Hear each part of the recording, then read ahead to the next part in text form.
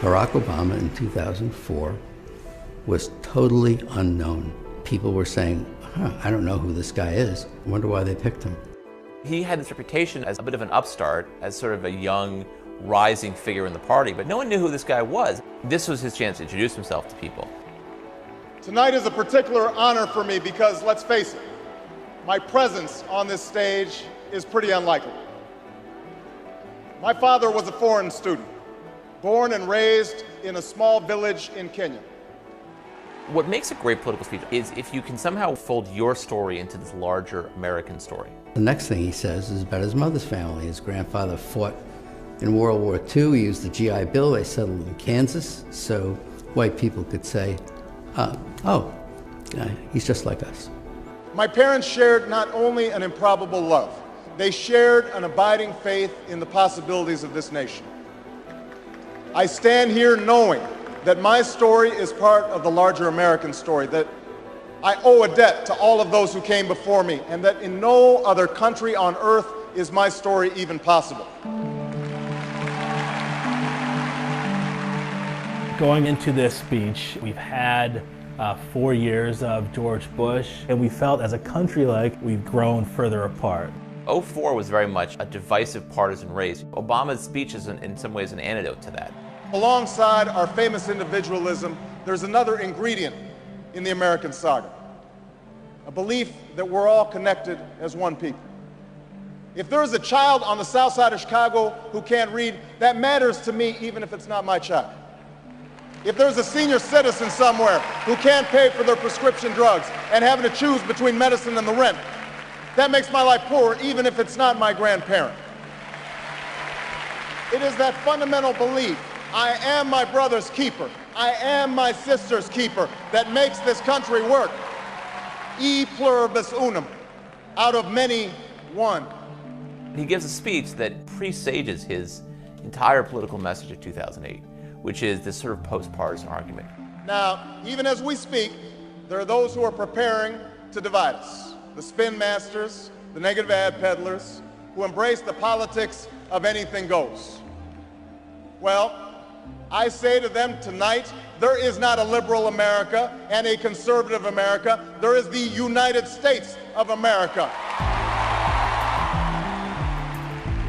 Obama was born with two great gifts. One is his mind, and the other is his ability to speak to large groups of people. There are three things that Obama does that really makes that speech effective. He wants concrete detail. He likes story. And he loves antithesis, the use of repetition and structure to show contrast. There is not a liberal America or a conservative America. There is one America. There is not a black America and a white America and Latino America and Asian America. There's the United States of America. The pundits like to slice and dice our country into red states and blue states, but I've got news for them too. We worship an awesome God in the blue states, and we don't like federal agents poking around in our libraries in the red states. We coach Little League in the blue states, and yes, we've got some gay friends in the red states. We are one people, all of us pledging allegiance to the Stars and Stripes, all of us defending the United States of America.